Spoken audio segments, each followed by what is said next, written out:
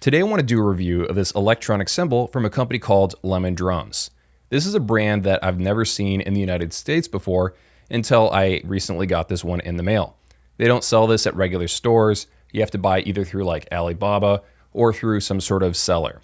And that is how I actually got access to this cymbal. A guy reached out to me and said, hey, I'll send you a cymbal if you just put my email address in the video. So that's a trade that I made in order to make this video. This is not a paid review though. This is not an advertisement. I'm going to tell you what I like and don't like about this cymbal in this video. Let's do some playing examples just to show you how it performs.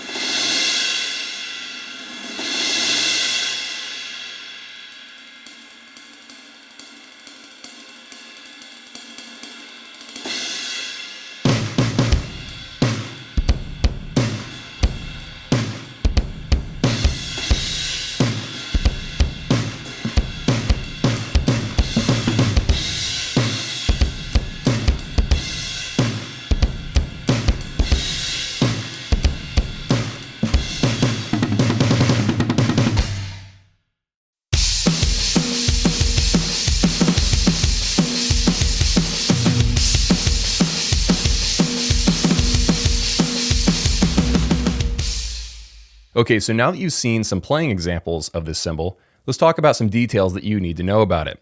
The first is that this is advertised as a 16-inch cymbal on the Edrums website or whatever, but it's actually not 16 inches across. It's 15 3/8. So it should be advertised actually as a 15-inch cymbal. It's about the same size as a Roland CY15R, just a hair larger. I would say that the rubber is of like medium thickness. It's not quite as dense as the rubber of a Roland cymbal, but it feels fairly nice. The sensitivity of the cymbal is mostly on the front half because this is not a 360 triggering cymbal, but you can pick up a trigger signal if you hit hard enough on the back half of it as well.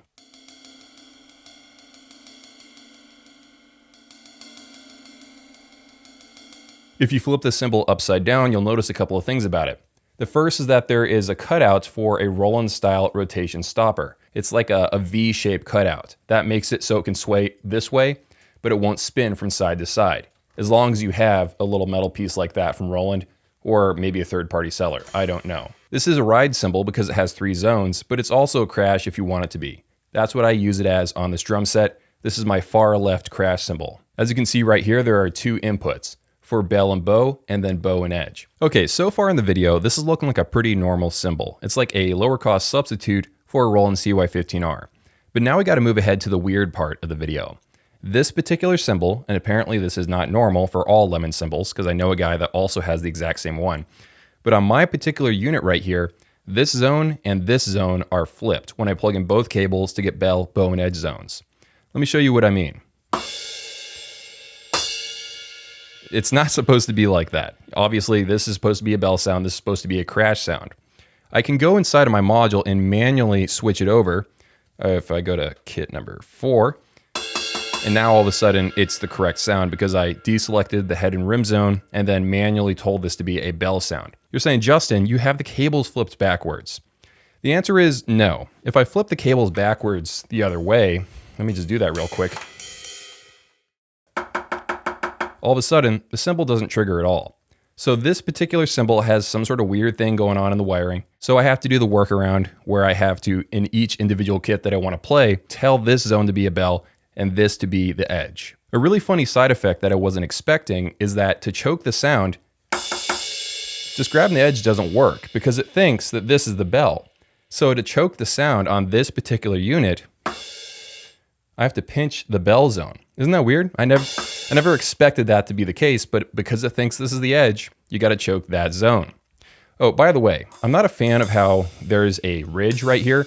So when you do have it working correctly, if you pinch right here, your finger is biting on this, sharp piece of plastic, rounded but sharp because it's thin. I also went and tried out 5 different kinds of 1/4-inch stereo cables to see if maybe the cables were faulty.